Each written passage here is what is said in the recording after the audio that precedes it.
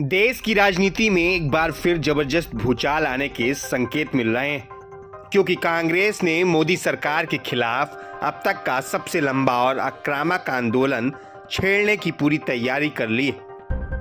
45 दिनों तक चलने वाला यह राष्ट्रव्यापी अभियान 100 से ज्यादा शहरों में फैलेगा, जिसमें हजारों नहीं बल्कि लाखों कार्यकर्ताओं को मैदान में उतारने की रणनीति बनाई गई है। कांग्रेस इसे साधारण विरोध नहीं बल्कि सरकार के खिलाफ सीधी सियासी जंग बता रही है।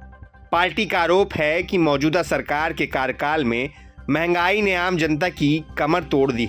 रसोई गैस से लेकर पेट्रोल डीजल तक हर चीज के दाम आसमान छू रहे हैं। बेरोजगारी युवाओं के भविष्य पर सबसे बड़ा सवाल बन चुकी है और ग्रामीण भारत में रोजगार के अवसर लगातार घटते जा रहे हैं।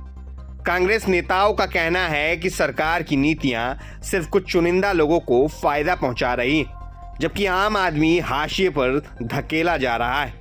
इसी के विरोध में कांग्रेस ने तय किया है कि अब सड़कों से लेकर संसद तक सरकार को घेरा जाएगा।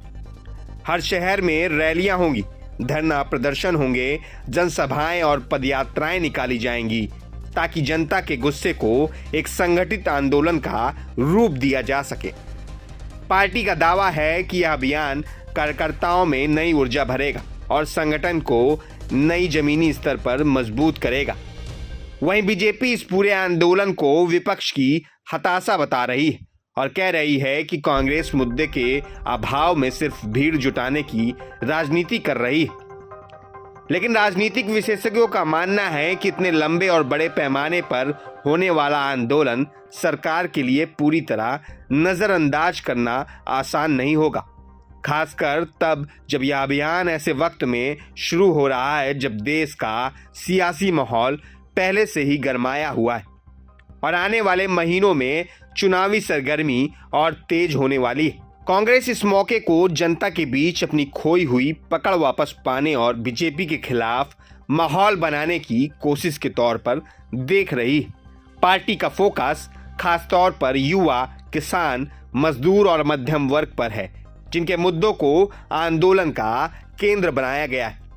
सवाल यह भी उठ रहे हैं कि क्या यह महाअभियान मोदी सरकार को बैकफुट पर ला पाएगा या फिर सरकार इसे राजनीतिक शोर मानकर नजरअंदाज कर देगी। लेकिन इतना तय है कि जैसे जैसे यह आंदोलन आगे बढ़ेगा, बयानबाजी और टकराव दोनों तेज होंगे।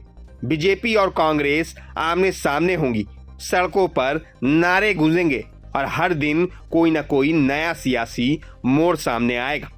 आने वाले 45 दिन भारतीय राजनीति के लिए बेहद अहम साबित हो सकते हैं, क्योंकि इसी दौरान तय होगा कि यह आंदोलन सिर्फ विरोध तक सीमित रहता है या फिर देश की सियासत की दिशा बदलने की ताकत रखता है। मैं अभिषेक सिंह, प्रभात खबर के लिए। प्रभातखबर.com, विश्वास वही, रफ्तार नहीं।